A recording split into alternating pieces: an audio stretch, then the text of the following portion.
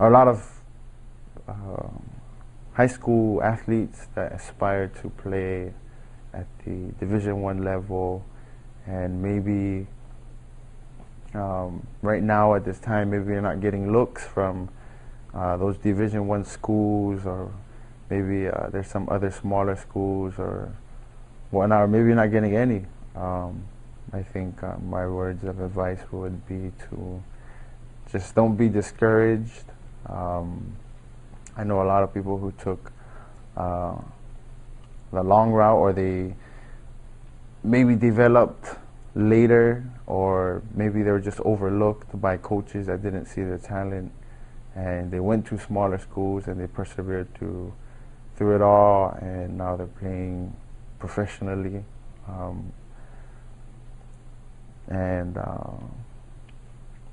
You know, if it's something that you really want to do, you know, it can be done. You gotta work hard. Hard work beats out talent when talent doesn't work hard. So there's no substitution for hard work. Another thing going into college, you know, education-wise, is to go into a degree, you know, that'll be good for you. You know, something that you like, something that you enjoy, but also something that, you know, you can see yourself doing in the future. Like a lot of college athletes go into school thinking, oh, I'm just going to play football, and they don't have a backup plan.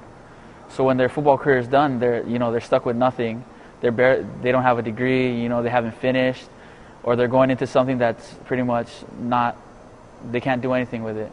So my advice would be, you know, coming out of high school, going into college, make sure your degree is applicable and it's something that you want to do, and make sure it's a good backup plan for you.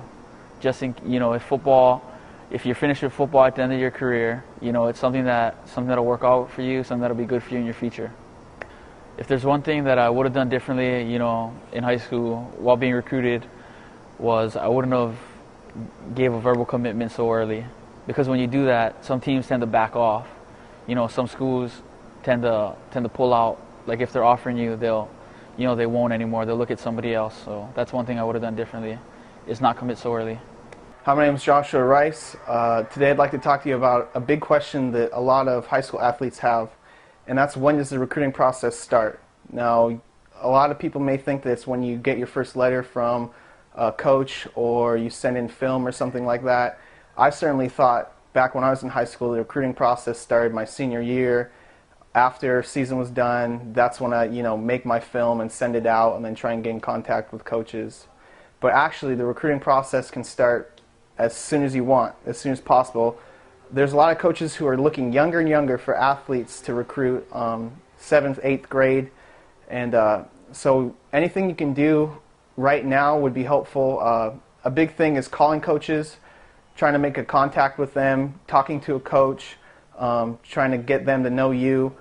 Another way to get to know coaches is going to camps and talking to them, and also sending out film. Even if you maybe don't have the greatest highlight film or greatest numbers at a combine, it's still worth it to talk to coaches and make that contact so they know who you are and hopefully get on their recruiting list.